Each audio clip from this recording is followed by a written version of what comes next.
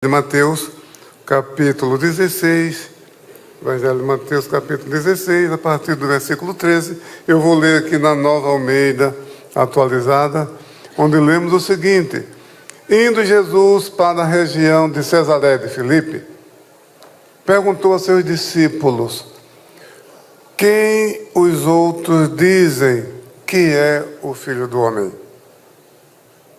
E eles responderam: uns dizem que é João Batista, outros dizem que é Elias, e outros dizem que é Jeremias ou um dos profetas. Ao que Jesus lhes perguntou: e vocês? Quem dizem que eu sou? Respondendo Simão Pedro, disse: o Senhor é o Cristo, Filho do Deus vivo. Então Jesus lhe afirmou: bem-aventurado é você, Simão Bar-Jonas, porque não foi carne e sangue que revelaram isso a você, mas meu Pai que está nos céus.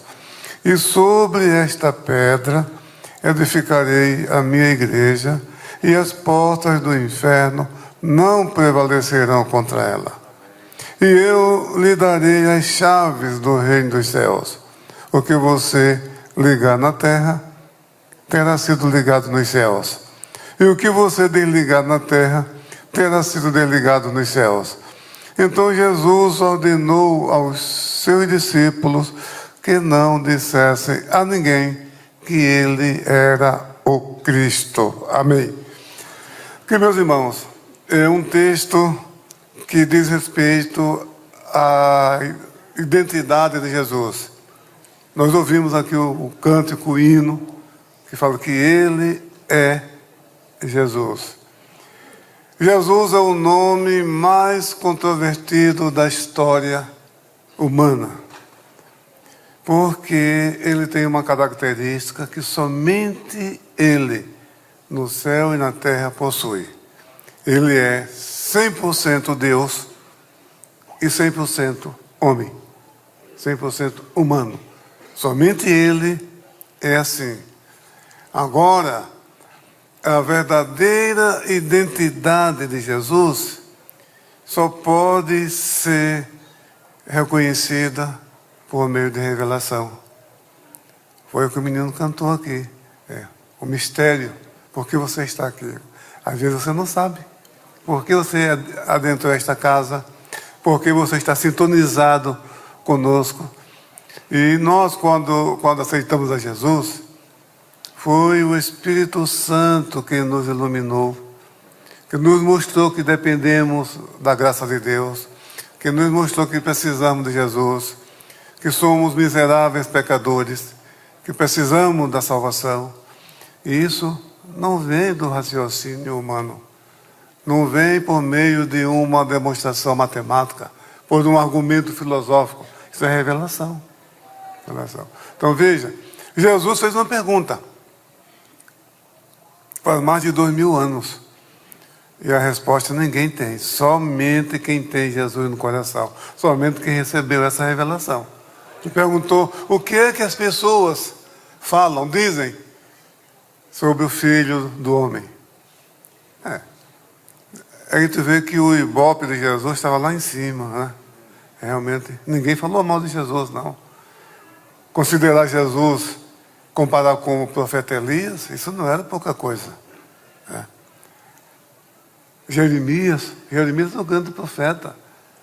Não sei se existia honra maior do que essa, de alguém naquela geração ser comparado com o profeta Jeremias. Então, Jesus, as pessoas viam Jesus com os bons olhos. João Batista era o homem mais popular de Israel na época.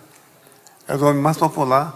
Lá em Marcos diz que até Herodes, mesmo quando João estava na prisão, Herodes ia lá ouvir seus conselhos. Sabia que João era um homem de Deus. Estava ali por questões de ciúme da mulher que via o seu casamento por um fio. Se é que aquilo era um casamento, né? Que ela estava usando uma linguagem popular, estava amaziada, né? Não é da casamento aquilo. E João Batista ia pegava contra essa... Porque a família de Herodes era uma família incestuosa, endogâmica. Eles casavam entre os próprios familiares, irmãos, uma coisa horrível. A família, isso se chama endoganismo, é uma família endogâmica. E João Batista protestava contra isso e tinha o apoio popular. E Herodes não executou logo de imediato, porque também via que ele era um homem justo, era um homem de Deus, era um homem que tinha uma popularidade muito elevada. E achavam que Jesus era João Batista ressuscitado dos mortos. Né?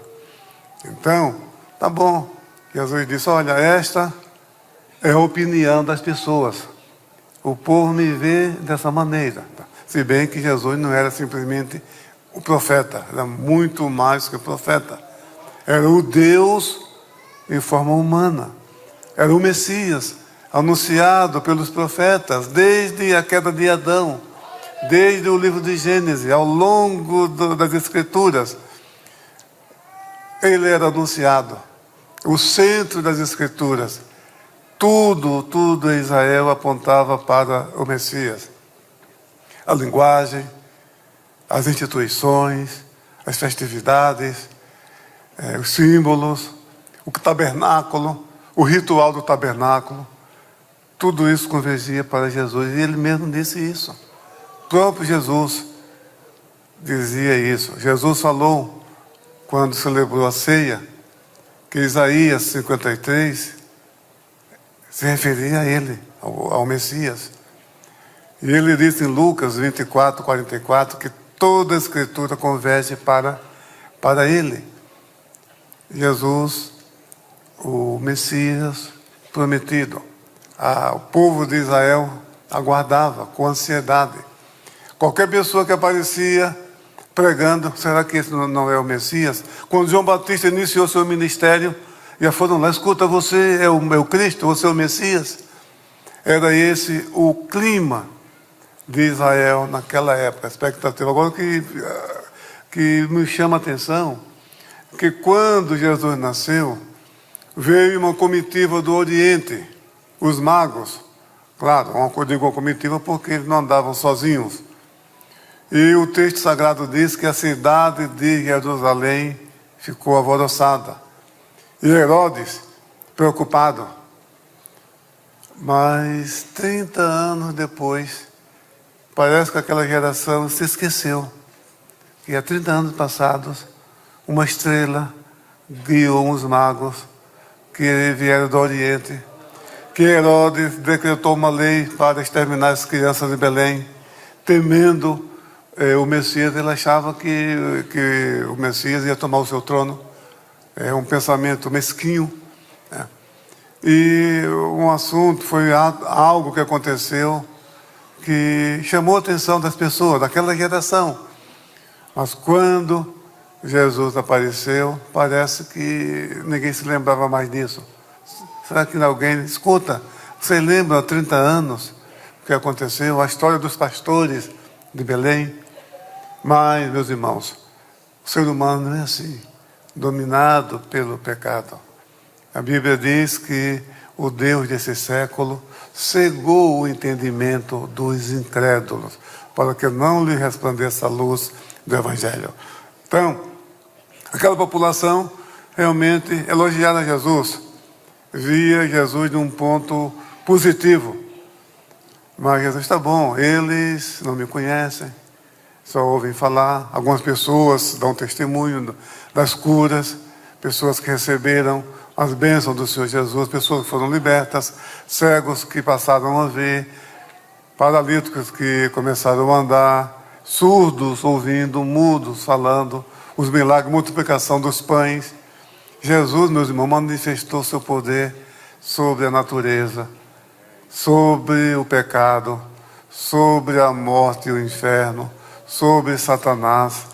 Jesus, meus irmãos, Jesus é Jesus. Tá? Então, não há nada, você nunca vai encontrar nos evangelhos Jesus falou, olha, isso é muito difícil, eu vou orar, eu vou me consagrar, vou buscar ao Pai, Uma vez uma comitiva foi procurar o profeta Jeremias, porque estava com medo que Nabucodonosor retornasse, porque eles mataram Gedalias, o governador nomeado pela Babilônia, depois que a cidade foi destruída e o povo foi levado para o cativeiro. Mas Nabucodonosor não tinha interesse em voltar lá. Mas como mataram o governador Gedalias, então ele estava pensando em fugir para o Egito. Aí lá eles vão consultar o profeta Jeremias. Jeremias ouviu. Aí sabe que Jeremias disse: olha, voltem para casa, eu vou orar, eu vou buscar a direção de Deus, você volta aqui, eu dou a resposta. Mas com Jesus não era assim. Jesus, você nunca vai encontrar Jesus falando: olha, talvez, eu acho, sabe, eu penso, é minha opinião. Não, olha, em verdade eu te digo. Em verdade vos digo. Passarão os céus e a terra, mas minhas palavras não hão de passar. Aleluia. É o Deus em forma humana. Não há no seu vocabulário impossível. Para o enterro é muita ousadia. Imagina aquelas pessoas acompanhando o enterro.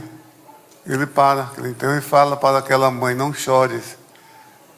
Mas quantas pessoas não falaram isso para ela, com certeza? Mas ela mal sabia quem estava ali. Levantou o defunto. A fúria do mar, os discípulos ficaram, nem os discípulos que estavam com ele: que homem é este? Porque no Salmo 65, versículo 7, diz que Deus aplaca a fúria do mar. O Salmo 89, versículo 9, também fala isso, que Deus aplaca a fúria do mar e a força do vento. Somente Deus tem esse poder. Moisés abriu o mar vermelho, é verdade, mas ele orou, e durante toda a noite um vento oriental soprou sobre o mar, e no outro dia o mar se abriu. Mas com Jesus não foi assim. Jesus, usando uma linguagem bem nordestina, Jesus deu um carão na natureza, e ela parou. Cala-te, ó mar, aquieta-te. E na hora houve grande bonança. Aleluia. Aleluia. E os discípulos tinham visto muitas coisas. Mas eu estava um negócio, Quando a gente pensa que já viu tudo na vida, a gente tem sempre surpresas. Os discípulos ficaram assustados. Com a palavra, houve calma, bonança. Que homem é este? Que homem é este que até o vento e o mar lhes obedecem? Aleluia. E quando Jesus faz essa pergunta: quem dizem os homens ser o Filho do Homem? Então, ouviu essa resposta. Tá bom. Agora e vocês? Agora chegou a vez. Agora chegou a nossa vez, Aí chegou a vez dos discípulos. E vocês? Vocês que estão comigo, vocês que me acompanham, que têm visto os meus ensinos, as minhas obras, o que vocês acham? E Pedro não deu chance para os colegas, Como sempre: tu és o Cristo, Filho do Deus vivo. Uma resposta acertada. Mas essa resposta, meus irmãos, tem muita coisa a nos ensinar. Porque Jesus disse assim: olha, Pedro, bem-aventurado. Bem-aventurado é você, Simão Barjonas. Porque o nome de Pedro era Simão. Jesus que mudou do nome dele para Cefas. E lá em João capítulo 1, versículo 42, diz que Cefas significa Pedro. Então Jesus foi, quando comissionou Pedro para o seu colegiado, para a sua comissão, mudou o nome de Simão para Cefas, que é Pedro. E Bar-Jonas é um termo aramaico que significa filho de Jonas. A palavra Ben, em hebraico, é filho. Em árabe, Ibni, é filho. E aramaico, Bar. Então Bar-Jonas quer dizer filho de Jonas. Tá bom? Mas só que ele lembrou o seguinte: mas isso não veio da carne e do sangue, isso não veio do raciocínio. Veja bem, O cristianismo, ele é racional. Tá? Quando Jesus disse, amarás o Senhor teu Deus de todo o teu coração, de toda a tua alma, de todo o teu entendimento e de todas as tuas forças. Esse entendimento não está lá em Deuteronômio, quando Moisés escreveu Deuteronômio 6, 4 ou 8. Tá? Isso mostra que existe uma certa lógica. E isso foi no segundo século, Justino Marte, um dos apologistas da igreja, e ele procurou dissuadir as autoridades romanas, mostrando que o cristianismo não era simplesmente uma coisa sem lógica, uma coisa sem uma explicação, que não pudesse explicar de maneira coerente, de maneira lógica, racional. Se bem que ninguém deu muita importância às suas obras, aos seus escritos, mas ele já mostrava isso, que o cristianismo pode ser explicado de maneira racional. Agostinho de Hipona, já 200 anos depois, ele disse que aquela passagem de Isaías, capítulo 7, versículo 9, a parte final, que na Septuaginta disse, você precisa entender para crer. Se você não crer, você não vai entender. Então, Agostinho é o primeiro pensador cristão. E ele diz que realmente o cristianismo tem uma certa lógica. Não é uma superstição. Porque para os romanos, os cristãos não passavam de um bando de supersticiosos. E Agostinho foi o primeiro a mostrar que o cristianismo é lógico. Agora, é claro, tem coisas que nós não entendemos, mas aí é outra coisa. Aí são mistérios. Mistérios. Deus, ele é soberano, ele age como quer e quando quer, e os seus pensamentos são mais altos do que os nossos pensamentos. Então nós não entendemos, porque Deus é infinito. Se Deus pudesse ser entendido e esquadrinhado, deixaria de ser Deus. Que Deus é esse que o ser humano limitado, pecador, pode entender nos seus detalhes? Não, só o Espírito Santo. Está escrito lá que o Espírito penetra as profundezas de Deus. Tá? Então, porque o Espírito Santo é Deus. Muito bem. Então, Pedro, Jesus disse, olha, isso foi o Pai que tu revelou. Então, a pergunta, que dizem os homens ser o Filho do Homem? Ao longo da história, muitos tentaram explicar sem a ajuda do Espírito Santo. Os ebionitas, um grupo, uma seita do início do século,